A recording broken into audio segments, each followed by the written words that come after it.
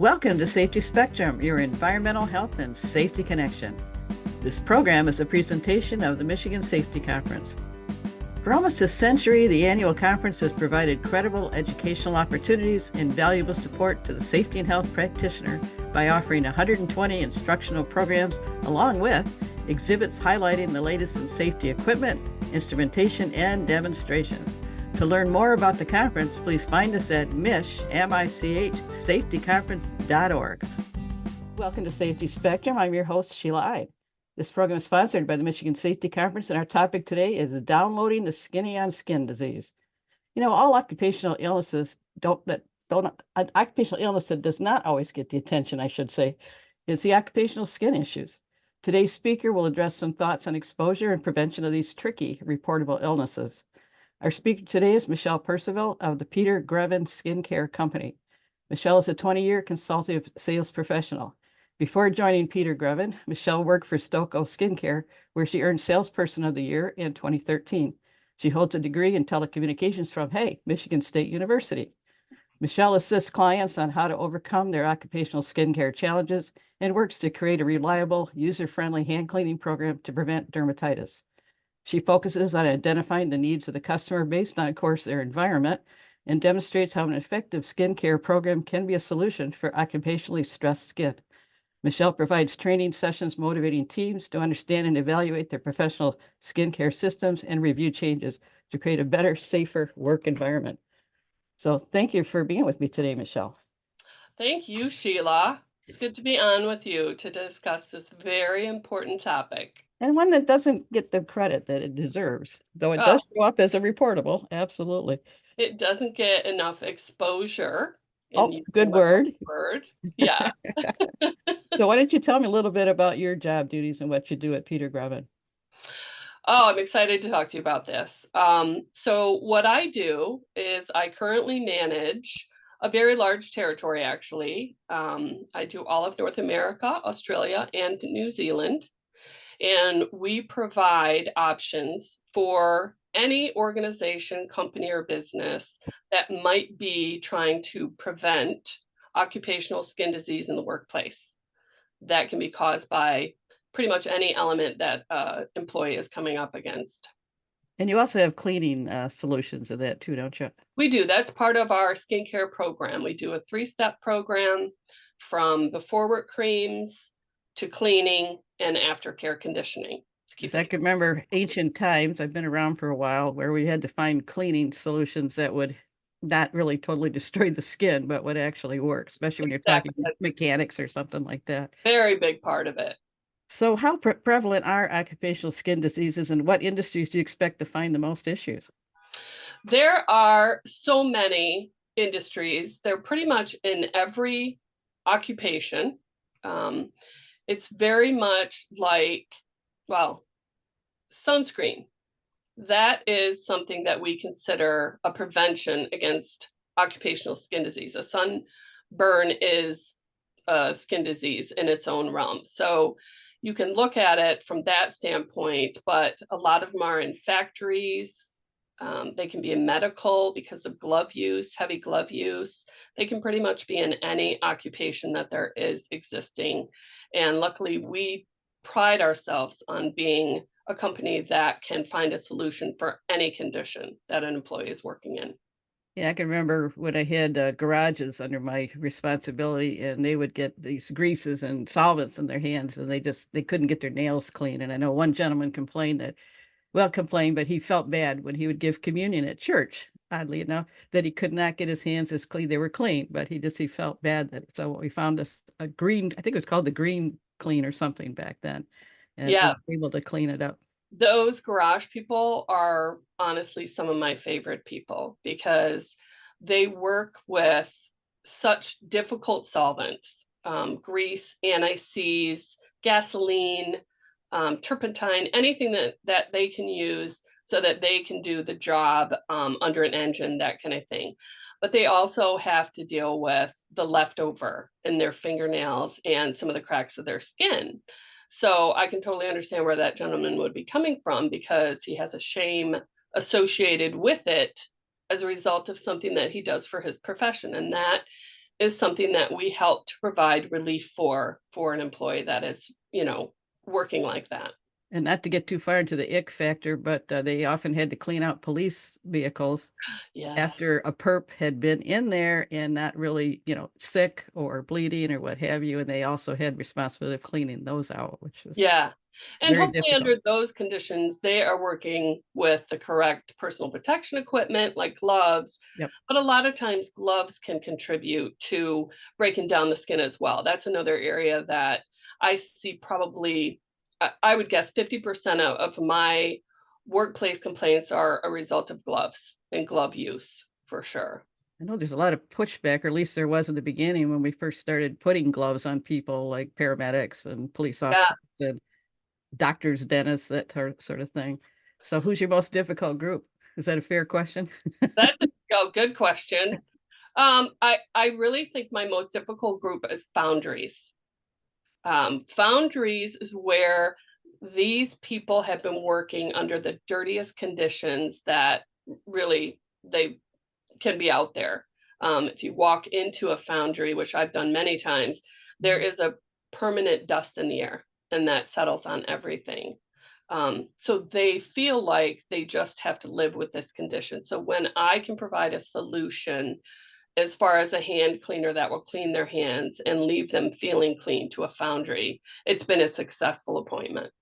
Plus the burning of metals and the things that can Oh, get under burning you, metals get through your and skin type of thing. Yeah. it does. It goes through the skin, and a lot of those guys don't wanna wear gloves because they lose the dexterity for their job. So, we have a pre-work cream that works exceptionally well on anything oil-based, and they can put that on without losing any dexterity, and it will help to clean up after they're done with their job and going to break or lunch. That's pretty typical of most personal protective equipment. The first time you present it to people, you really have to work with them to get them used to it, feeling comfortable with it, how it's going to work, offer them a variety. I had trash people, waste people that would pick up trash. What Yeah, kind of gloves do you find for them where you might be picking up sharps or needles, yes. and they've got to have the dexterity to grab the bags and things. So it was quite a challenge for most of us. Yeah, definitely, definitely, and you have to really appreciate people that do those roles for us. Absolutely. I'm glad you said that. How can we identify the risks and benefits of an occupational skin disease prevention in the facility safety program? Usually, you're going to identify it through an employee that has had an issue. That could be a rash on their skin, it could be bleeding and cracked hands, fingertips. That can sometimes be recorded to their safety director or human resource person. A lot of times that person won't mention it though, and they'll go to the doctor, and the doctor will provide them with an after treatment where something like that can easily be prevented if they install a formal skincare preventative program using the appropriate products in their workplace. So unfortunately, as I said in the beginning, this is something that is just not prevalent enough and known to enough people that are out in the workplace. They don't consider it something that they get from their job. They consider it a personal issue. So they go to the doctor rather than having the company prevent it in the first place. And if they're given prescription cream, that makes it a reportable. So yes, Exactly. we put Drives on up the cost for the company and for the employee. absolutely. So what are some of the, we've talked about this before. What's one of the things that you do to convince people that it's good to use these creams? I think you had a demonstration that you mentioned to me. I do demonstrations with them. Typically, what I will do is do a facility assessment, and I will work with the safety director, the buyer, and whatever employees are having issues. And I go into their workplace environment, um, understand what they're coming into contact with, understand what their role is as the employee, because that can also contribute to occupational skin disease if they have repetitive motions or, like I said, they wear gloves. I would make a full facility assessment and suggestions to the safety director, the HR person, and the buyer, and say, with a minimal amount of effort and expense, we can minimize your recordables by having the employee try it while I'm there and showing them how effective it is, whether it's a barrier cream that is going to prevent oil from breaking in and down into the skin, creating damage to their hands, or it's glove use. We've got something that I can offer to that company so that they can provide and prevent any of these kinds of recordables in the future and make the employee feel like they've been heard. You mentioned something about using styrofoam and One the of my impact. favorite demos, yeah. So this one is one I use because of the pandemic. A lot of things are done over Zoom now. If I can't get into a facility right away, what I will do is do a demonstration with our barrier cream Remotech. And Remo stands for remove, and that is anything oil based.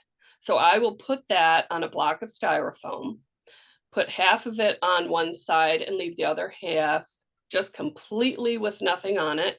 And then I take nail polish remover, 100% acetone, and drop it on both sides. And the side without our barrier cream on it would immediately start to eat away.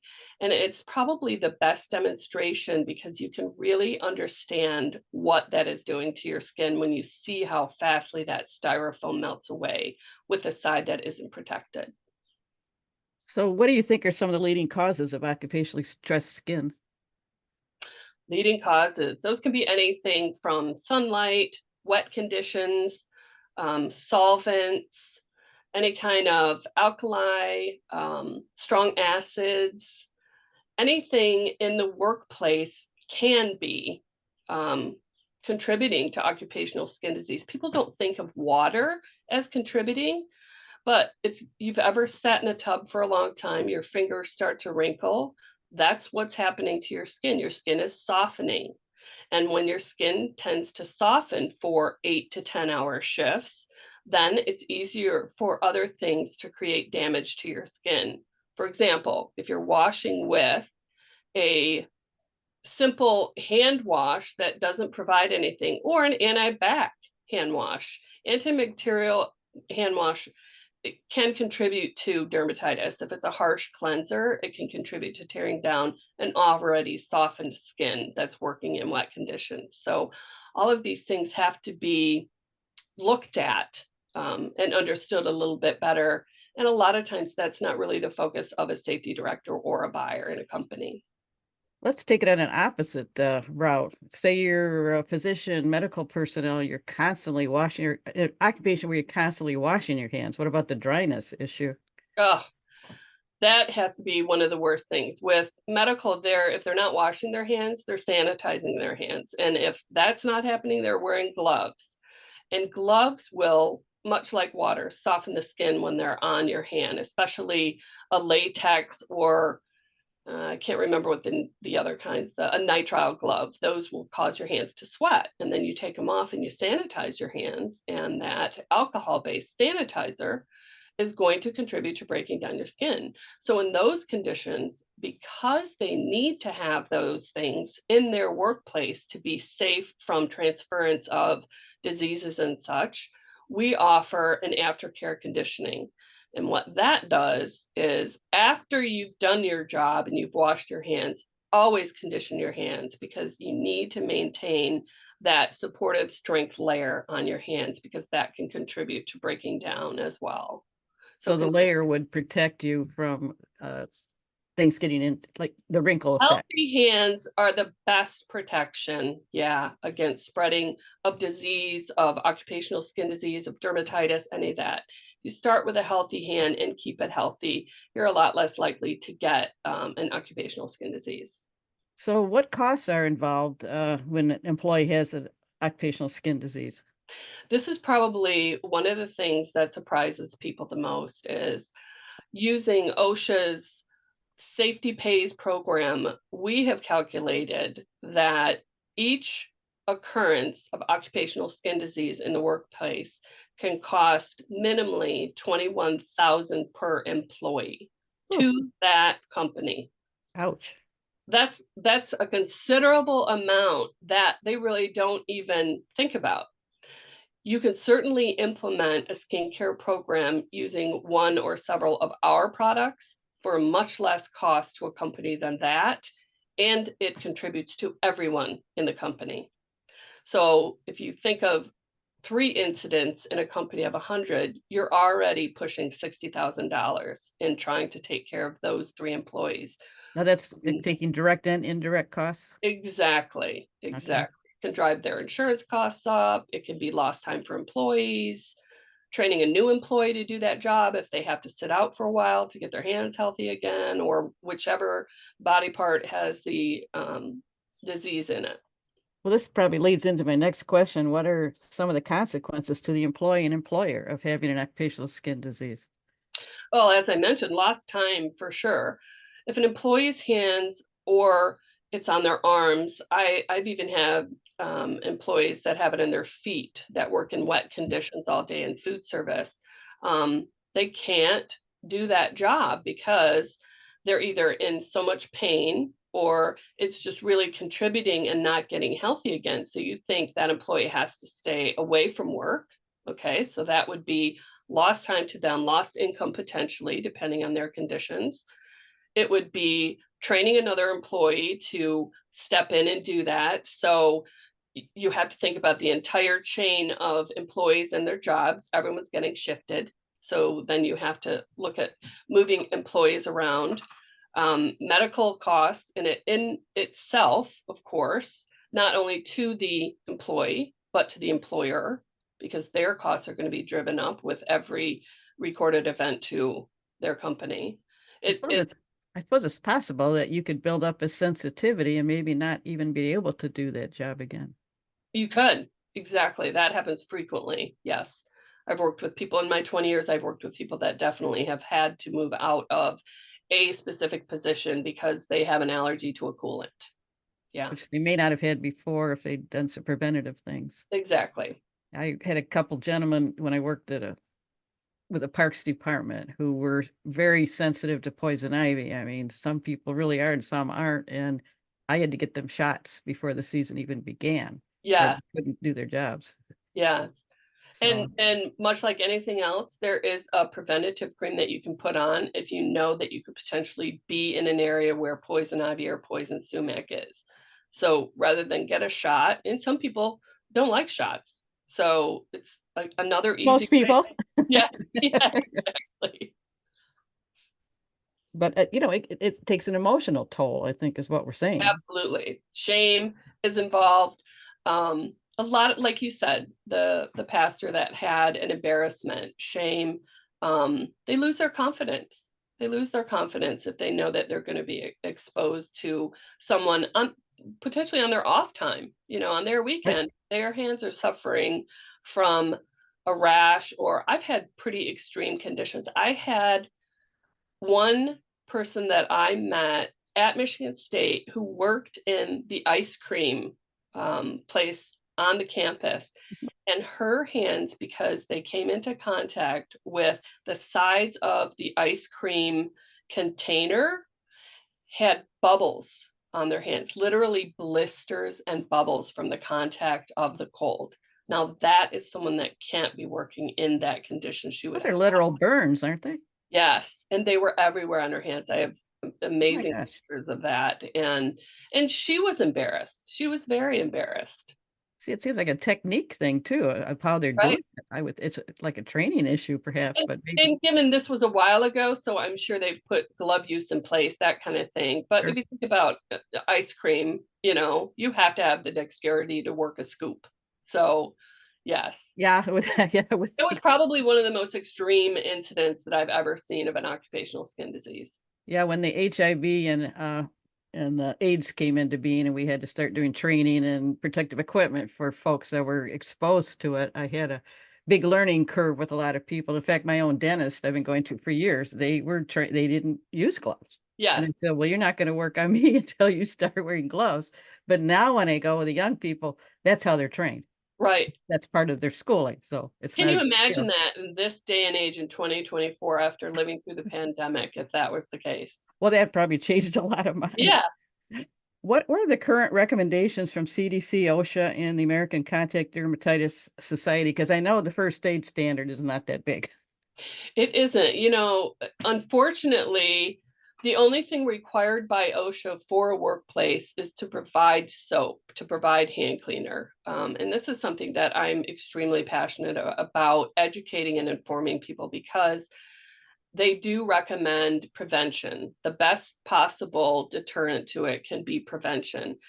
And preventing can be providing a skincare program, providing a hand cleaner that is less harsh on the hands, that is something that is more skin friendly to their skin, so that they can utilize everything that they need to and still get their hands cleaned. Glove use, of course, but the biggest thing is prevention, and providing a skincare solution for that is an option.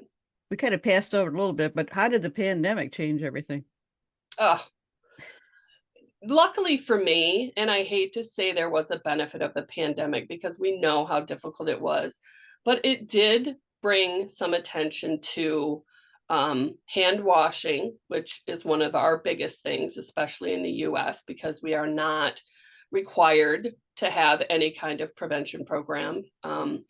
But definitely brought some attention to how every person can get some kind of skin issue, dermatitis, whether it's from hand washing repetitively, sanitizing excessively, or even glove use, because we were all wearing gloves typically at that time. That's a good thing. You kind of mentioned European standards might be a little bit different from ours, huh? Since They you have are. international responsibilities. Yeah, our company is global. Peter Greven Skincare is a global company, and we've been doing this for 100 years. Actually, our anniversary was last year. And in Europe, they have requirements for companies that they have to provide skincare programs and products to their employees to help prevent. It is a requirement that is identified and recorded. In the US, as I said, OSHA, the only thing that they require is that you provide soap to any place that has a restroom or a sink. And that's a big, big difference. So I'm really working hard to try and lobby for more recognition of what I think is one of the biggest, it's second only to hearing loss in the occupational skin disease market. That's a good point. So how can an employer implement a skin disease prevention plan as part of their overall hand hygiene program? Easily, very easily. Find a reliable company, a good consultant, and work with them to assess your conditions and implement what is best for your employees to keep them from having any kind of skincare issues. I'd say it's as easy as looking on Google, but a lot of times that isn't the case. But most of this is knowledge or known to safety directors. It's just not something that they're taking the time to implement. So hopefully by doing this kind of a podcast, we can help and educate a few more people so that there is more interest in how to prevent it for their employees. I think the company needs to take a special effort into talking about these issues. So there probably could be people with rashes that may not even know where they got them, that don't know they're work related, and to Exactly. educate to say, hey, report stuff if you're not sure, type of thing. Exactly. Yeah. So why do you believe this topic is important?